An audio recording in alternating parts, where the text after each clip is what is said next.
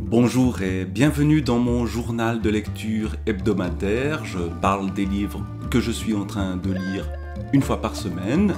Parlons des livres donc qui m'ont occupé, que je suis en train de lire, que j'ai terminé, que j'ai commencé, etc. Cette semaine, au fond, on va prolonger les réflexions de la semaine précédente puisque je vais parler des mêmes livres. À part ceux que j'avais déjà terminés, en gros, on est dans des lectures qui se poursuivent, qui avancent plus ou moins rapidement selon les lectures. Et donc, voilà, je vais donc être vraiment dans la lecture en cours. Et donc, pas un bilan rétrospectif de lecture terminée. Au contraire, voilà où j'en suis, voilà ce que j'attends encore de ces livres-là. Alors, la pile, la voici, pile de 6 livres dont je vais parler plus ou moins longuement, j'espère pas trop longuement, étant donné que j'aurai l'occasion d'en reparler, je vais peut-être justement limiter la durée, du moins essayer. En tout cas, limiter la durée sur Mallarmé, je lis en alternance Mallarmé et Julien Gracq dans ce que j'appelle relire dans une relecture à haute voix, où là j'ai lu un poème, Le Guignon, que vous allez trouver sur une vidéo toute récente, la précédente, dans ce que je produis sur cette chaîne, s'appelle Le Guignon, qui est, à mon sens, en tout cas c'est ce que j'ai eu l'impression en la relisant, j'ai eu cette impression qu'il y avait un côté baudelairien encore très, très marqué. C'est sans doute pas la poésie la plus mallarméenne qui soit. On entrera dans d'autres choses par la suite. Mais allez regarder ce que je dis de ce Guignon de Mallarmé. Et puis donc les autres livres que je lis en ce moment sont assez variés. Le livre qui m'a le plus occupé cette semaine, c'est La tyrannie du plaisir de Jean-Claude Guillebaud, qui réfléchit sur à la fois la libération sexuelle ou la prétendue libération sexuelle, ou les problèmes qu'elle a suscité, le retour qu'il a suivi, retour de bâton, pourrait-on dire, ces questions-là qui sont au cœur aujourd'hui de notre société, même si le livre est déjà assez ancien, il date de la fin du siècle précédent, il date de 1998, donc un moment où ne se sont peut-être pas encore cristallisées certaines crispations d'aujourd'hui, où on voit que ces questions-là sont devenues des questions politiques, identitaires.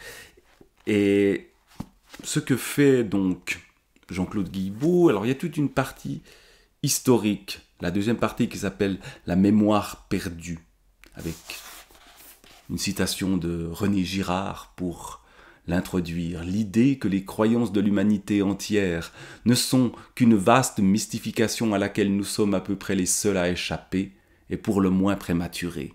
Cette idée au fond que tous les mythes anciens, toutes les manières de voir, tous les tabous, disparaissent, sont brisés, peut-être pas tant que ça.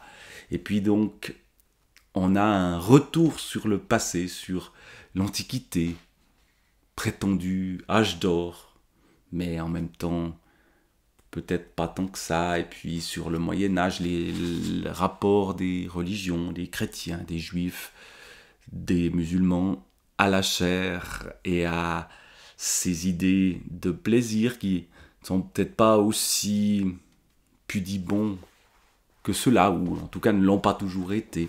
Et donc on parcourt l'histoire jusqu'à quasiment aujourd'hui, ou jusqu'au XXe siècle, de cette façon-là, avec la question de l'utopie et de la transgression, des moments de révolution qui sont des moments aussi où il y a une forme d'anarchie et de libération sexuelle, avec là aussi un penchant violent qui apparaît aussi. Il parle par exemple ici de révolution d'octobre, donc 1917 en Russie, et chaos sexuel. De 1917 à 1922, écrit-il, l'effervescence révolutionnaire et la guerre civile, ajoutées aux 3 années de guerre, aboutissent à une désintégration sociale et familiale allant bien au-delà de ce que souhaitaient les communistes. Il existe de poignantes descriptions de ces milliers de femmes errant sur les routes, de ces villages entiers partant chercher au loin leur nourriture, femmes abandonnant leurs enfants, se prostituant occasionnellement, puis de façon régulière pour survivre, tandis que se prostituent également des adolescents des deux sexes, constituant des bandes d'enfants, livrés à elles-mêmes et aux exploiteurs sans scrupules, viols et violences récurrentes. Donc voilà, une violence sexuelle qui apparaît dans un contexte de révolution, et donc qui n'est pas forcément une libération, ou en tout cas une libération chaotique, et évidemment consacrée à seulement certaines catégories. La place aussi aujourd'hui du juge et du médecin est mise en avant. Et puis le rôle évidemment des minorités sexuelles est discuté, les homosexuels, le féminisme. D'autres aujourd'hui ont peut-être pris plus de place dans le débat public que ce n'était le cas dans les années 1990 où ce livre est écrit. Mais voilà ce qu'il écrit qui me paraît intéressant quand même. Il ne se passe guère de semaines, en tout cas sans qu'un débat aux États-Unis ou en Europe n'enflamme les médias au sujet des mœurs. Et ça s'est encore amplifié aujourd'hui, je crois. Avec une violence qui, mutatis mutandis, prolonge et remplace celle des luttes sociales ou politiques des années 60-70. Ça me paraît être une remarque extrêmement juste. L'identité sexuelle crée des crispations aujourd'hui extrêmement fortes qui ont tendance à effacer d'autres questions comme les luttes sociales par exemple. Disparue là, l'énergie constructiviste ressurgit ici. Brocardé en économie politique, le volontarisme retrouve là son statut et son attrait. Que l'on songe pour s'en tenir aux dernières années, alors là, bon, on est un peu loin d'aujourd'hui, à la virulence des batailles verbales sur les insuffisances de la politique sanitaire à propos du sida, la compromission sexuelle des hommes politiques dans le monde anglo-saxon, les innombrables péripéties judiciaires liées au harcèlement sexuel, ou les affrontements inexpiables au sujet du communautarisme, un terme encore entendu beaucoup aujourd'hui, de communautarisme homosexuel en France, etc. Donc ces questions-là, avec aujourd'hui évidemment des événements majeurs comme MeToo, etc., qui viennent encore plus mettre ces questions-là au centre du débat. Et voilà, alors je ne suis pas encore tout à fait à la fin de ce livre-là, mais presque. Il me reste à voir ce chapitre s'appelle « Refaire famille ». Qu'est-ce qu'on fait de la notion de famille dans un contexte qui est lié au fond quand même de manière générale à cette société de l'individu, société liée au capitalisme qui fait se dissoudre certaines communautés qui essayent de se ressouder, parfois de manière un peu brutale, ou un peu brusque, ou un peu exagérée, en revenant sur un passé un peu fantasmé, ce que démonte ici ce livre, La tyrannie du plaisir. Mais j'en reparlerai, et la tyrannie du plaisir, est-ce qu'on la trouve ailleurs dans les livres que je parcours en ce moment? Pas forcément. La tyrannie peut être au sein de la famille, celle du père qui vole son enfant. C'est le cas de l'Arabe du futur de Riyad Sattouf, Moi Fadi le frère volé, tome 1. Je suis toujours dans la lecture de cette bande dessinée, à peu près à la moitié, où justement on assiste au moment où le père va enlever son fils, sans le lui dire, le fils Fadi, du point de vue de qui est racontée cette histoire, mais dessinée et reprise par le frère Riyad, donc l'auteur qui lui est resté en France, mais son petit frère qui est parti, mais qui l'a revu bien des années après pour lui raconter ça. Et donc on a ce retour en Syrie, le pauvre enfant qui veut voir sa maman, on lui dit qu'elle va venir parce que le père espère la faire venir, mais elle ne veut pas. L'enfant est enlevé par son père et il se retrouve dans un autre monde, et on a ce choc des cultures qui est évidemment assez fort dans ce texte-là, l'arrivée à Homs, dans cette région-là. Et donc c'est un livre qui, là aussi, est très intéressant pour ceci, pour ce qu'il raconte d'une violence familiale liée à une violence d'ordre politique ou à une différence culturelle qui existe entre différents lieux. Cette idée de famille, on la retrouve aussi dans les fragments d'elle de Lise Michel. Là, on est dans une famille où, d'après ce que j'en ai compris, je connais un tout petit peu des gens de cette famille-là, notamment l'autrice elle-même, un peu perdue de vue, sa sœur aussi, mais on nous raconte au fond, là aussi, des éléments constitutifs de la vie de famille, de ce qui crée une identité, mais une identité ouverte, et notamment en revenant sur les femmes de la famille. Et ça, c'est effectivement toujours là peut-être qu'on peut parler du plus intime, en allant s'intéresser aux femmes, qui souvent se sont consacrées à leur famille, mais qui ont leur histoire à elles souvent négligée dans les histoires, dans ce qu'on raconte habituellement. Et donc là, on va lire, ce que j'ai lu cette semaine, c'est un dialogue avec la maman et une histoire de la grand-maman qui est écrite de manière assez intéressante parce qu'on a à la fois des commentaires actuels et puis des scènes anciennes reconstituées. Séparation, Genève, 21 novembre 1944. La silhouette de maman s'éloigne à mesure que le train s'en va vers ma patrie. Mamie est là qui me tient contre elle pour pas que je m'envole. On va se rendre à Estavayer. Je suis morte d'inquiétude.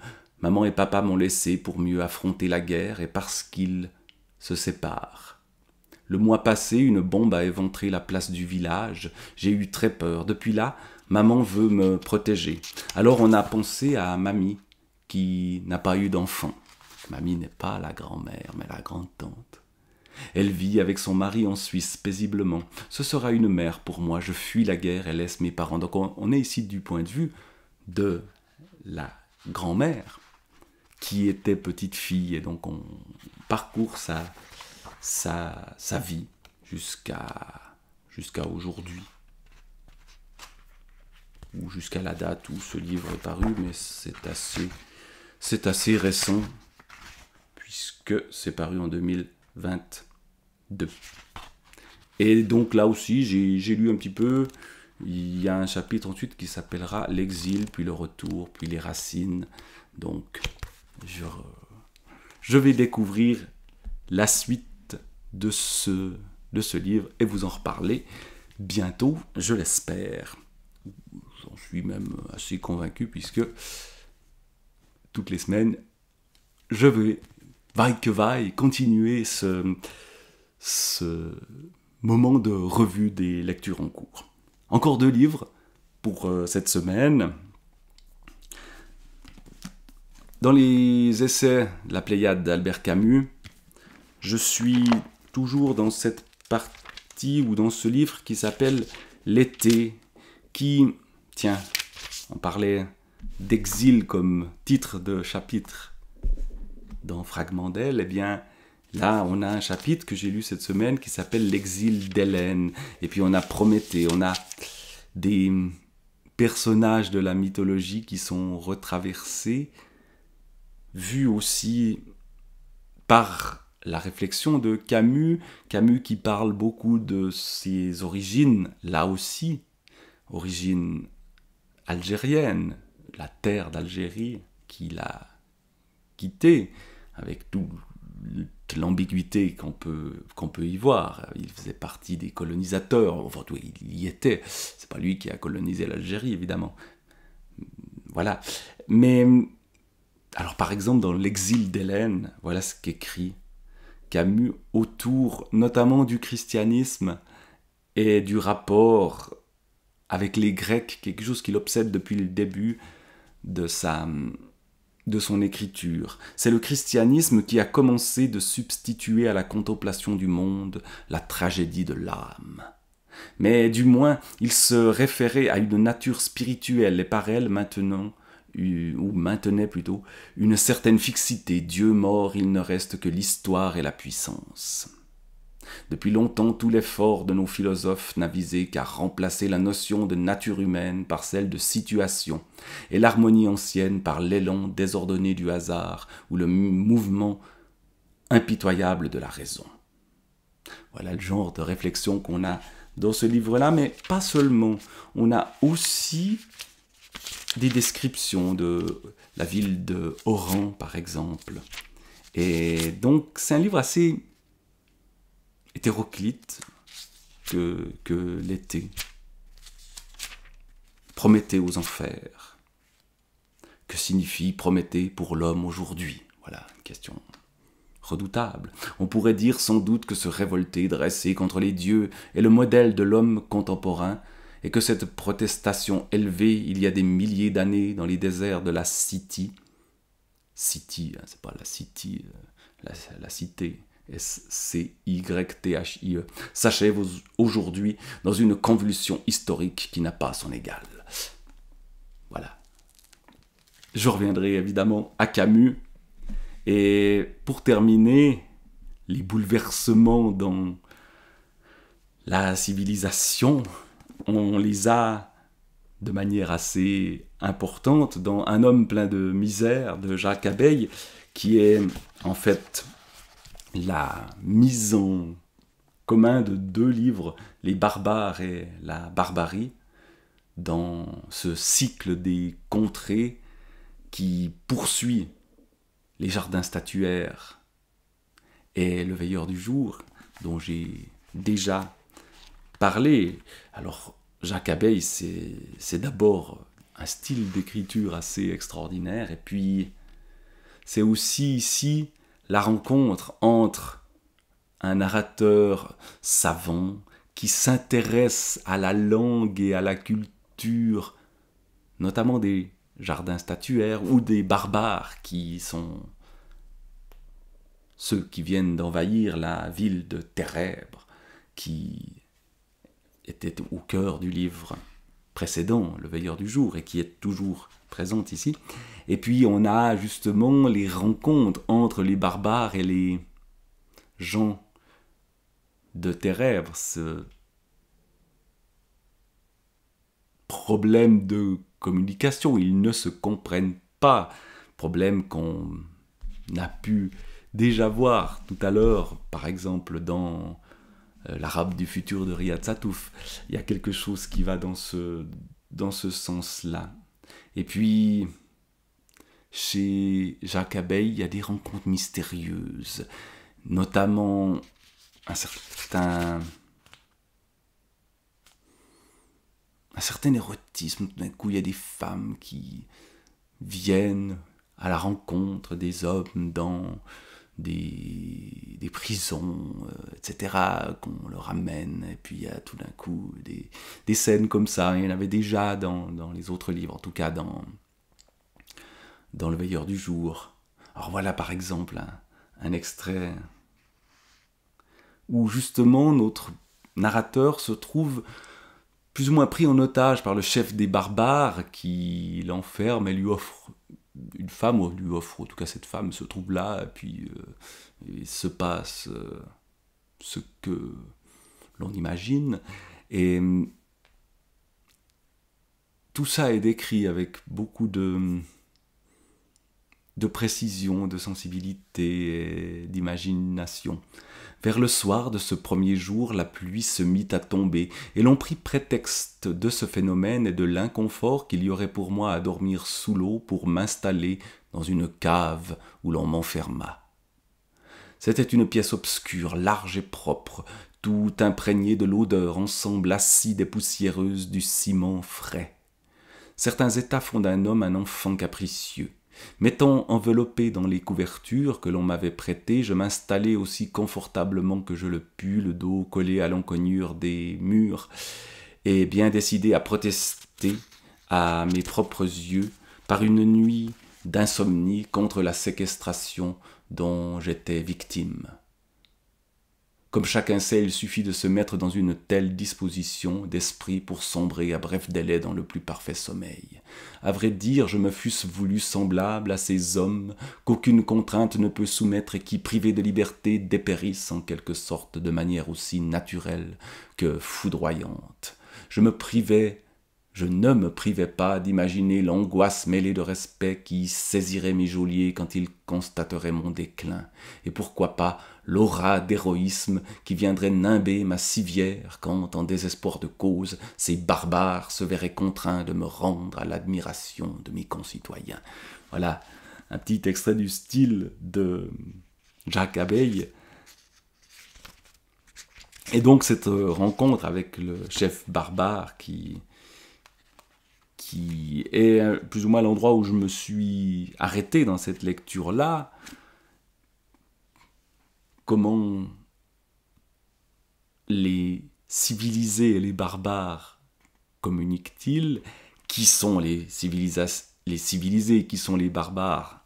Souvent, la réponse n'est pas si simple que ça, d'autant plus qu'ici, on a affaire à une sorte de savant qui s'intéresse à cette culture barbare, même si le terme culture barbare paraît justement une forme de contradiction, mais il va traduire un livre, le livre dont on parlait sans doute dans les jardins statuaires déjà, peut-être en tout cas, et puis